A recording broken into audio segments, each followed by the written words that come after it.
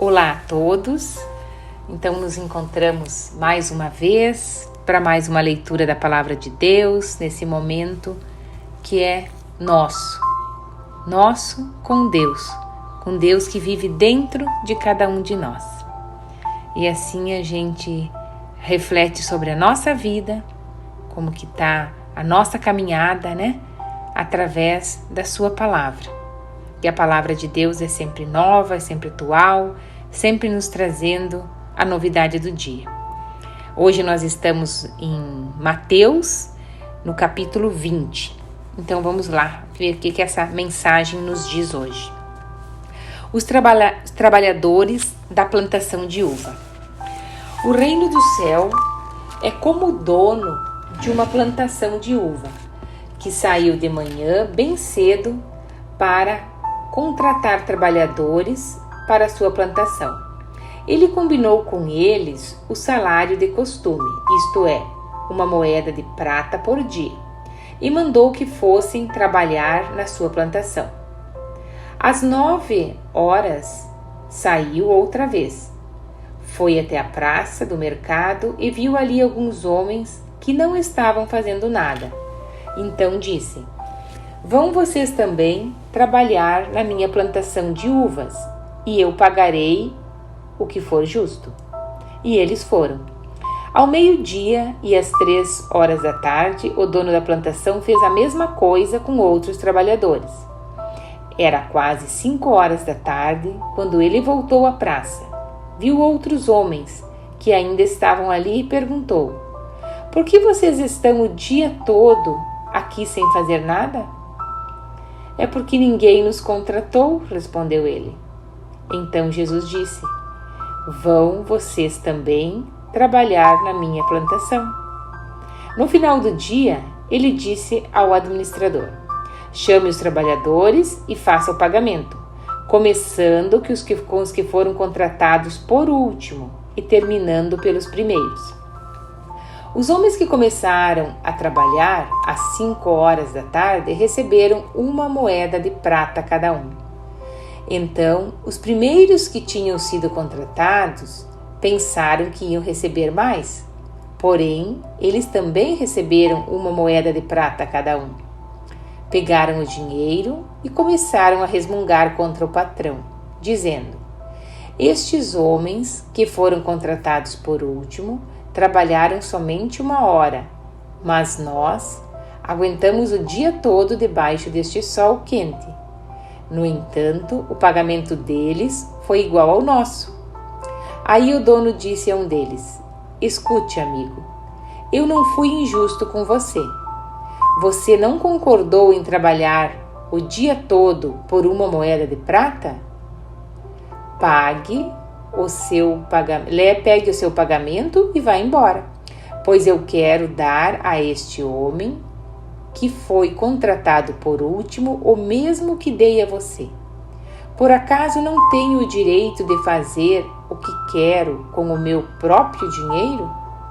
Ou você está com inveja somente porque fui bom para ele?" E Jesus terminou dizendo: "Assim, aqueles que são os primeiros serão os últimos, e os últimos serão os primeiros." Então essa passagem nos ensina muito, Jesus, através de metáforas, As metáforas falam através dos tempos, Há 2000 anos ela fala ainda como se fosse hoje, porque a gente tira os ensinamentos dela. Então, assim, esses trabalhadores somos nós, Nós que estamos no caminho de Deus, nós que estamos fazendo bem, ajudando as pessoas, por toda a vida. Nós merecemos o céu. Mas daí alguém que foi corrupto, alguém que foi enganador, mentiroso, no final da vida se arrepende. E Deus o perdoa, e ele também vai ganhar salvação, igual a nós. Então aqui está a comparação, Jesus falou: "Eu dou igualmente para quem trabalha muito ou para quem trabalha pouco, porque o meu amor é infinito. Ele dá para muito, ele dá para pouco, ele não cabe num espaço ele é infinito. A gente não entende essa sabedoria de Deus, né? Lá na cruz, quando tinha aqueles dois do lado dele, o bom e o ruim, aquele que não aceitava Jesus e aquele que se converteu no último momento, pedindo que Jesus o perdoasse. E ele falou: hoje mesmo estarás comigo no reino de Deus. Então isso serve para que a gente não tenha inveja de ninguém, que a gente faça a nossa parte, mas não precisa invejar o outro. Deus dá a todos. Deus veio salvar o doente e Ele se alegra quando consegue. Nem que seja no último momento, todos têm a chance de voltar para Deus. E graças a Deus que é assim, né? Todos temos a chance. Continuando, Jesus anuncia outra vez a sua morte e a sua ressurreição. Quando Jesus estava subindo para Jerusalém, chamou os discípulos para um lado e falou com eles, em particular, enquanto caminhava, ele disse: escutem, nós estamos indo para Jerusalém, onde o Filho do Homem, que no caso era ele mesmo, né, será entregue aos chefes dos sacerdotes e aos mestres da lei. Eles o condenarão à morte e o entregarão aos não-judeus. Estes vão zombar dele, bater nele e crucificá-lo. Então, vão entregar eles aos romanos, né? Os romanos, que eram não-judeus, que eram ateus, né? Que não acreditavam, fizeram isso. Mas no terceiro dia, ele será ressuscitado. Então, veja, Jesus já estava dizendo o que iria acontecer, para que quando acontecesse, o Espírito Santo iria iluminar, que eles iam lembrar de tudo que Jesus falou e confirmar todas as suas palavras em verdade, né? Continuando. O pedido de uma mãe. Então, a mãe dos filhos de Zebedeu chegou com os seus filhos perto de Jesus, curvou-se e pediu a ele um favor. O que é que você quer? Perguntou Jesus. Ela respondeu: prometa que, quando o Senhor se tornar rei, estes dois meus filhos sentarão à sua direita e à sua esquerda. Pense, então, como Jesus falou que ia ressuscitar, ia reinar sobre o mundo, a mãe dos apóstolos, esses dois, pediram que os filhos dela se sentassem à direita e à esquerda dele, né? Jesus disse aos dois filhos dela: vocês não sabem o que estão pedindo. Por acaso vocês podem beber o cálice que eu vou beber? Quer dizer, enfrentar a morte, querer enfrentar, né? Podemos, respondeu eles. Então Jesus disse: de fato vocês beberão o cálice que eu vou beber, porque eles vão sofrer, né? Mas eu não tenho o direito de escolher quem vai sentar à minha direita e à minha esquerda, pois foi o meu Pai quem preparou estes lugares e Ele os dará a quem quiser. Então nós não devemos escolher lugar nenhum, né? Nós devemos aceitar o lugar que nos é dado. Quando os outros 10 discípulos ouviram isso, ficaram zangados com os dois irmãos.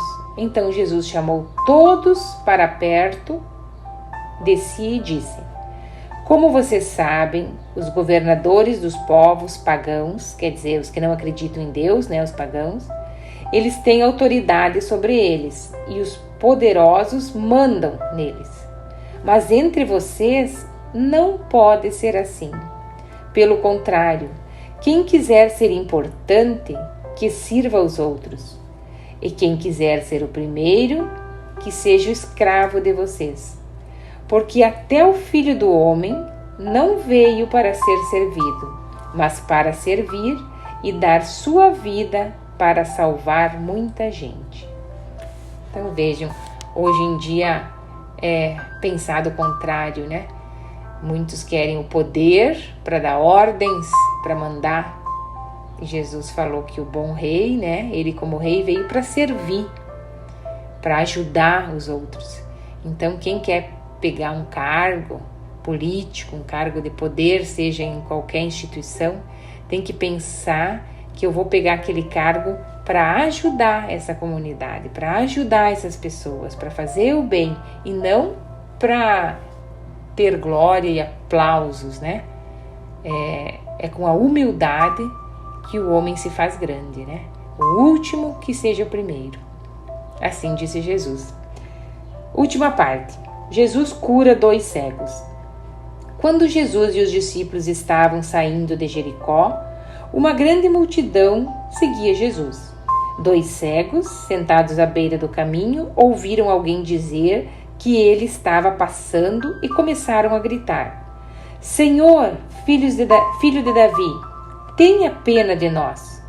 A multidão os repreendeu e mandou que calasse a boca, mas eles gritaram ainda mais alto: Senhor, filho de Davi, tenha pena de nós. Então Jesus parou, chamou os cegos e perguntou: O que é que vocês querem que eu faça? Senhor, queremos poder enxergar. Responderam eles. Jesus teve pena dos cegos e tocou os olhos deles, e no mesmo instante eles puderam ver e então seguiram a Jesus. Então, dessa passagem, a gente pode nos perguntar: Jesus sabia que eles eram cegos. Por que Jesus pediu o que querem que eu faça? Jesus sabia que eles queriam ver, mas Jesus quer que a gente fale. Jesus quer a intimidade. Jesus quer que tu ajoelhe, que tu grite por ele e peça verbalmente, não só mentalmente no coração, que tu fale com ele como um amigo. Jesus, eu quero. Jesus, eu te peço. Jesus, me ajuda. E Jesus vai tocar e ajudar. Como ajudou os cegos a enxergar, vai ajudar a nos curar a dor ou a sensação ruim ou a dificuldade que nós estamos passando no momento. Todos temos problema e temos o mesmo médico, só que alguns não sabem como chamar esse médico, né? A gente chama pela humildade, chama com a voz do coração, porque ele não ouve outra voz, a não ser a voz do coração. Falar com sentimento, falar com palavras que vêm lá de dentro. Assim Jesus ouve e concede, porque ele, como bom pai, só quer o nosso bem. Amém? Amém. Que saibamos sempre falar com Jesus com o coração. Então esse seria o capítulo 20. No próximo nós iremos para o 21. Fiquem todos com Deus e até o próximo encontro.